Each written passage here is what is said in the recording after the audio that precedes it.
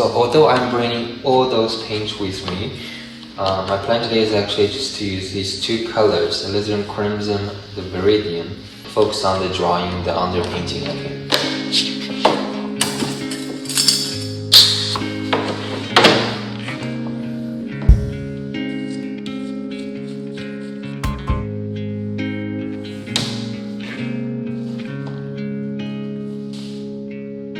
This one is a long drive chat. We are here, chat. How do I turn camera on? Oh, look at that nice arch boy.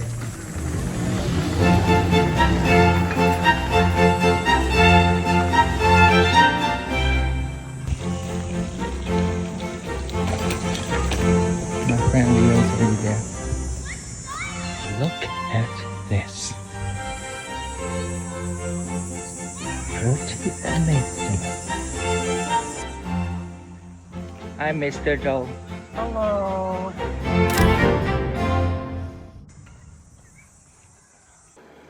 Okay, I think that's what I'm gonna do.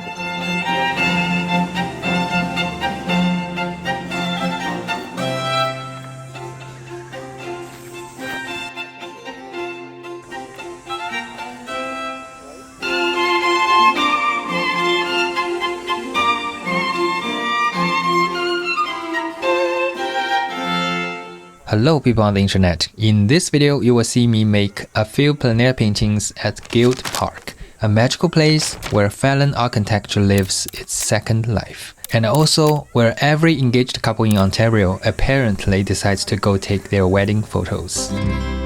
This time, instead of one color for underpainting, I'm using two, viridian and alizarin. The reason being, viridian and alizarin are all super transparent colors, and just by themselves, the value won't be dark enough for me. By mixing them together, you get a much darker color. Also, these two colors will allow me to make some warm and cool suggestions. That was the plan at least. Keep watching to see if it worked out for me. As usual, I'm starting a very washy layer. I'm thinking about Sargent's watercolor paintings. I hope I can channel some of that energy. At this stage, it doesn't look like much. It almost feels like painting is still waking up, stretching its arms before the real work begins. But that looseness is what I want. Just big shapes, big rhythms, nothing too committed yet.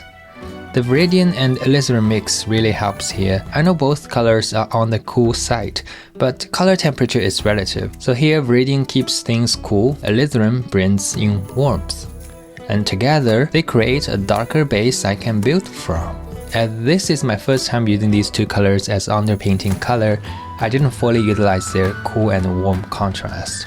I rather just mix them all the time to achieve this natural darkness. Maybe I should have used the amber or the blue I used. It was quite refreshing. Anyway, one of the most difficult things for me right now is suggesting the decorative designs carved into the arches. They are full of detail, but most of them sit in shadow. That means their values are very compressed. The real challenge is resisting the temptation to spell everything out. If I go in and carefully paint every swirl and ornament, the whole area will start competing with the main subject, and the painting will lose its clarity.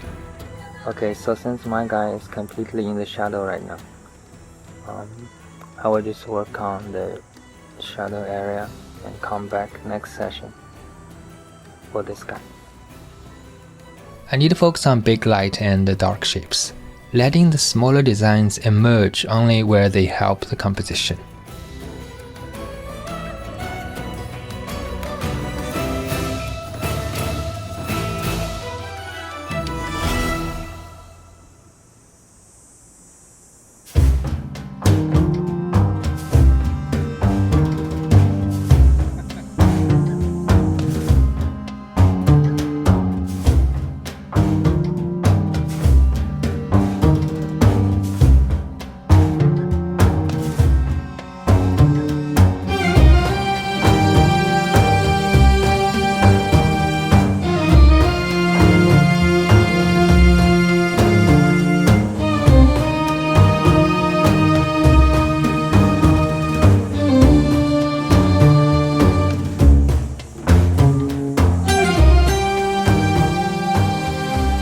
This park also turned out to be a bit of a wedding photography hotspot. I counted at least 5 different couples lining up for their turn. One group even told tourists to leave so they can take photos, which I think is unfair. This is a public park and everyone is entitled to enjoy it.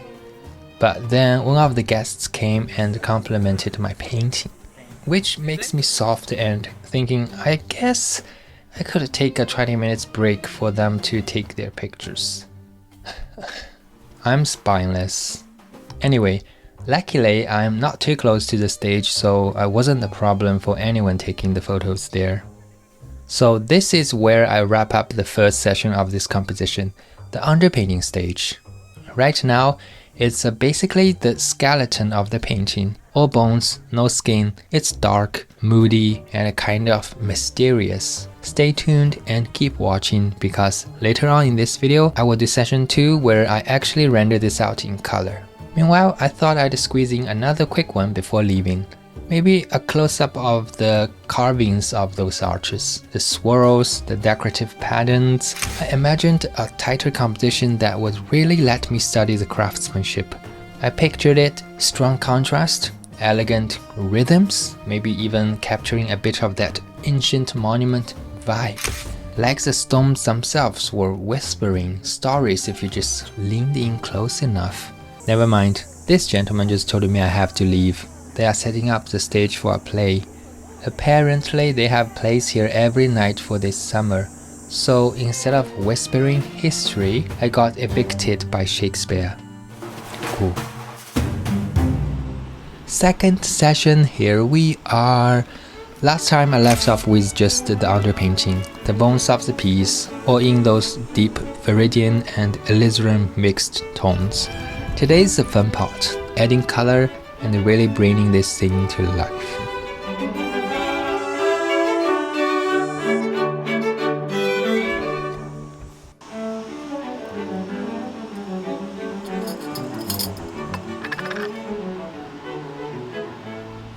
The painting continues. At this stage, I feel less like I'm adding paint and more like I'm peeling back a veil, trying to reveal what this place wants to show me. That's always the strange paradox of plein air work. You think you are the one in control, making decisions about color and value, but after a while it feels like the subject is painting itself through you. The arches, the columns, the shadows, they have their own rhythm. If I push too hard, if I insist on imposing my view of the order, the painting resists me. You can see that I reworked the shadow area quite a bit, not knowing what works the best. Only when I step back and let the brush follow the logic of light and shadow, things fall into place almost on their own. This might sound artsy-fartsy, but what I'm saying is, let go your presumptions of nature and what's in front of you. With a solid technical foundation and tons of practice, the work will naturally flow out. I've been doing this for years and I'm just starting to get it.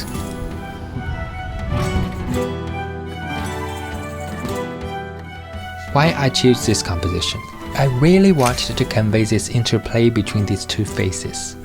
One in shadow, one in light. They mirror each other, but in such different moods.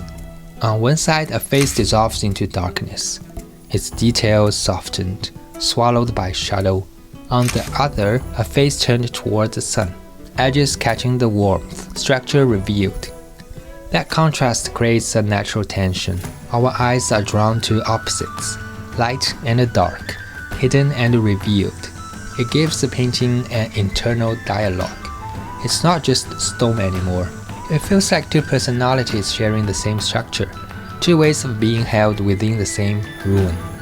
So from a compositional standpoint, it works for me because the shadow and light divide the canvas into dynamic zones. The dark arch pulls you in with mystery, while the lighter arch invites you out into space. Between them, the columns break up the space with a steady rhythm, so the painting doesn't collapse into one flat wall of stone. I think that's what drew me in.